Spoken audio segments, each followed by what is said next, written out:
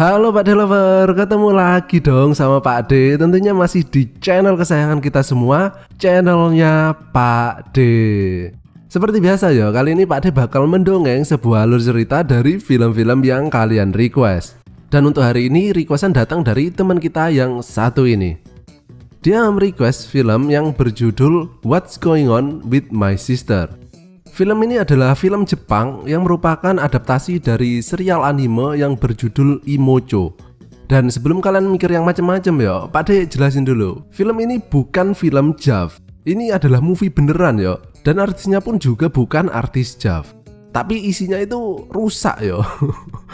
Ya langsung saja kita masuk ke review. Silakan klik dulu tombol subscribe-nya. Klik kalau sudah. Silakan duduk yang manis, jajar yang rapi. Siapkan tisu basah, kali aja bersin. Dan Pak D, putar intro nih Pak D.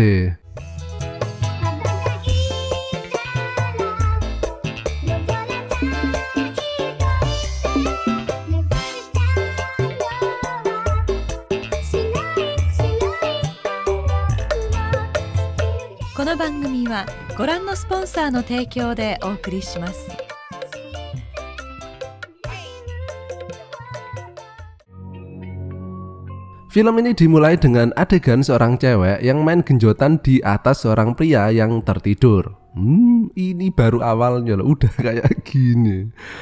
Dan mereka ini ceritanya nggak melakukan penggodongan ya, karena mereka ini masih pakai pakaian.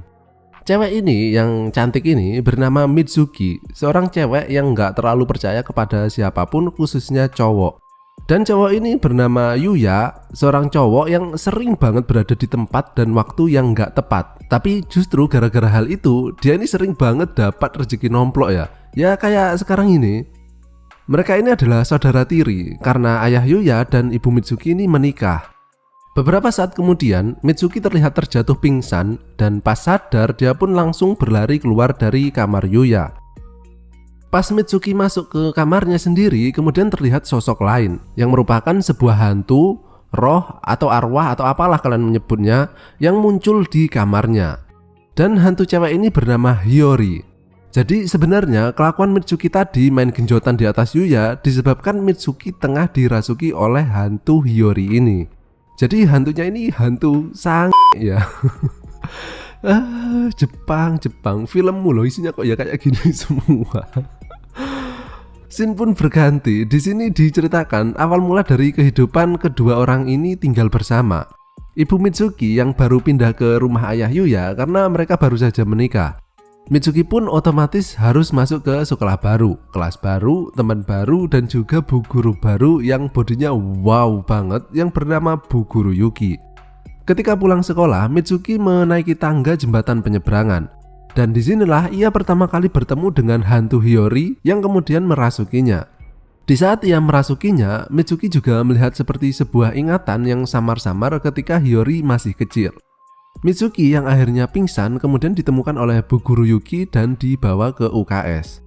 Pas waktu tinggal berdua saja dengan Yuya, kemudian Hiyori merasuki tubuh Mitsuki. Seketika itu juga kepribadian Mitsuki pun berubah menjadi cewek gatel.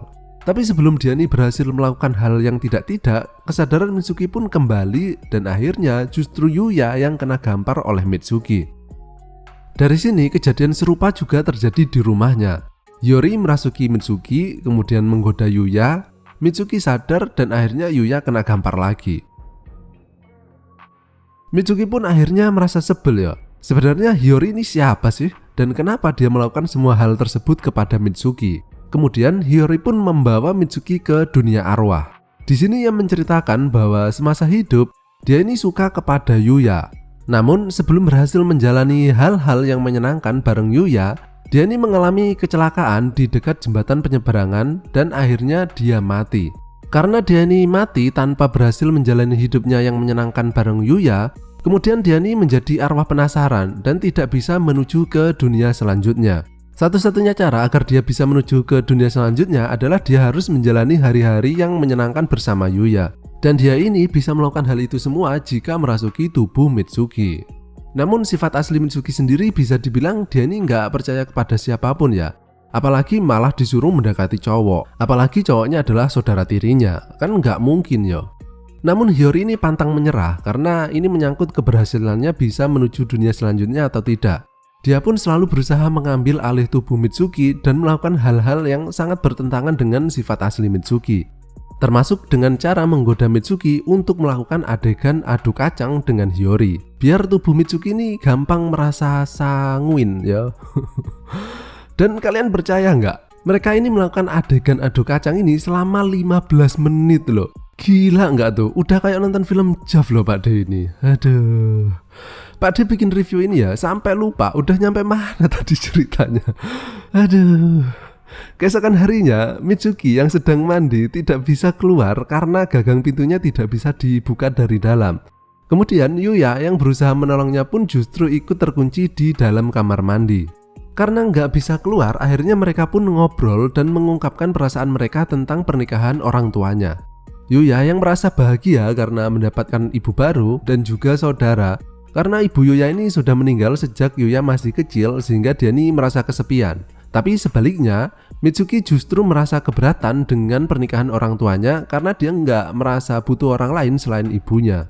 Sejak kejadian ini, Mitsuki akhirnya lebih sedikit terbuka kepada Yuya. Dan yang Pak D maksud terbuka bukan pakaiannya ya. Kalau itu sih sudah dari pertama kali film dimulai ya. Yang Pak D maksud itu sifat Mitsuki yang mulai terbuka kepada Yuya. Dan juga Yuya yang kini mengerti sifat dan perasaan Mitsuki. Keesokan harinya, Yuya masuk ke sebuah toko pakaian dalam dan di sana dia ketemu dengan Bu Guru Yuki. Ternyata Yuya ini sebenarnya sedang mencari hadiah ulang tahun buat Mitsuki. Lah terus ngapain masuk ke toko pakaian dalam? Bingung Pak D lihat film ini. Oh iya, buat kalian yang nggak tahu, sebenarnya Bu Guru Yuki ini memiliki perasaan suka kepada Yuya. Mereka pun keluar untuk mencari hadiah untuk Mitsuki. Namun Mitsuki melihat mereka yang tengah bergandengan tangan dan mengira mereka ini sedang melakukan kencan. Hiyori yang melihat hal itu langsung merasa cemburu dan mengatakan kepada Mitsuki agar tidak boleh kalah dengan Bu Guru Yuki. Pas pulang ke rumah, Yuya kemudian memberikan hadiah ulang tahun berupa kalung untuk Mitsuki. Mitsuki pun senang dan kini dia tahu kalau tadi itu Yuya ternyata bukan sedang kencan dengan Bu Guru Yuki. Keesokan harinya, seluruh kelas pergi berlibur ke sebuah pemandian. Dan sekali lagi, Hiyori dan Mitsuki dibuat cemberut melihat kelakuan Bu Guru Yuki dan Yuya yang terlihat begitu mesra. Termasuk pas mereka melakukan kegiatan makan malam ketika Bu Guru Yuki memakan nasi yang menempel di pipi Yuya. Setelah selesai makan malam, Yuya kemudian berendam di pemandian. Tapi tiba-tiba Bu Guru Yuki ini masuk loh dan langsung ikut nimbrung di sana. Dasar guru nggak berakhlak. Yuya yang terlihat kaget kemudian justru membelakangi Bu Guru Yuki yang sedang menggodanya. Dan ketika Bu Guru Yuki sedang melancarkan aksinya, tiba-tiba muncul Mitsuki yang akhirnya melihat hal tersebut. Di sini terlihat bahwa kini Mitsuki juga memiliki rasa cemburu kepada Yuya. Mitsuki pun lari dan Yuya mengejarnya untuk mengklarifikasi bahwa dia tidak mempunyai hubungan spesial dengan Bu Guru Yuki. Namun Mitsuki ini berlari sampai akhirnya kaki Mitsuki terkilir dan kemudian Yuya pun menggendongnya. Di saat itu mereka melihat ada sebuah poster akuarium raksasa. Mereka pun memutuskan besok mereka akan pergi ke tempat itu. Mitsuki pun terlihat begitu gembira karena bisa pergi kencan dengan Yuya. Namun di sini Hiyori mengatakan bahwa inilah momen yang dibutuhkannya untuk bisa memiliki kenangan yang menyenangkan bersama Yuya. Hiyori kemudian menunjukkan bahwa tinggal sedikit lagi dia akan bisa mencapai pintu untuk menuju ke dunia selanjutnya. Dia pun meminta Mitsuki agar bisa merasuki tubuh Mitsuki dan jadinya besok itu yang pergi kencan adalah Hiyori dan bukannya Mitsuki. Mitsuki pun mengiyakannya karena dia ini memang ingin membantu Hiyori agar bisa menuju ke dunia selanjutnya. Keesokan harinya, Hiyori pun melakukan kencan dengan Yuya. Namun agak beberapa lama, Mitsuki yang melihatnya justru merasa cemburu ya melihat Hiyori yang berduaan dengan Yuya. Akhirnya Mitsuki mengambil kembali kendali tubuhnya dan otomatis Hiyori terlempar keluar dari tubuhnya. Setelah itu, Hiyori menjadi marah ya karena dia telah merusak momen yang diperlukannya untuk bisa sedikit lagi menuju ke dunia selanjutnya. Hiyori pun merasa geram kepada Mitsuki dan akhirnya mengambil paksa tubuh Mitsuki dan berencana untuk hidup selamanya menggunakan tubuh Mitsuki. Dan jika roh Mitsuki ini tidak bisa kembali lagi ke tubuhnya, maka lama-kelamaan justru Mitsuki lah yang akan mati. Hiyori kemudian masuk ke tengah sungai dan di sana ia bertengkar dengan Mitsuki. Namun Yuya kan nggak bisa melihat hantu ya. Jadinya dia ini cuma melihat Mitsuki yang ada di sungai tersebut seperti akan tenggelam. Yuya pun kemudian menyelamatkannya. Dan mereka kemudian pergi ke sebuah rumah kosong untuk mengeringkan baju mereka. Di sini Hiyori yang sudah merasa menguasai tubuh Mitsuki pun akhirnya melancarkan aksinya untuk menggoda Yuya, dan dia ini berniat untuk melakukan penggodongan dengan Yuya. Sementara terlihat arwah asli Mitsuki kini tengah mulai menghilang. Mitsuki yang tidak bisa berbuat apa-apa, dan karena dia ini merasa bersalah ya, karena telah merusak momen yang dibutuhkan Hiyori untuk bisa pergi ke dunia selanjutnya. Akhirnya Mitsuki pun ikhlas jika memang justru dia yang harus menghilang dan mati. Namun untung saja ya, Yuya ini memiliki iman yang kuat, kayak Pak D.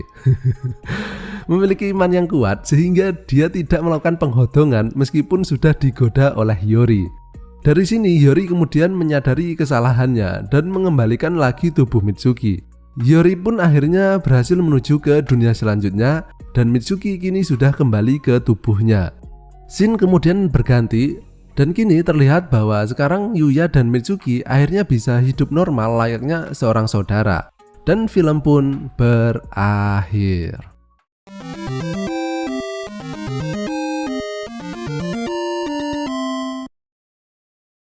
Akhirnya berakhir juga filmnya.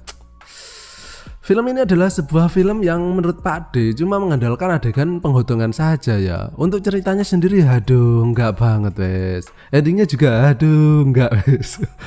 Kesimpulannya ya inilah yang disebut dengan film gaplek ya, kayak gini nih.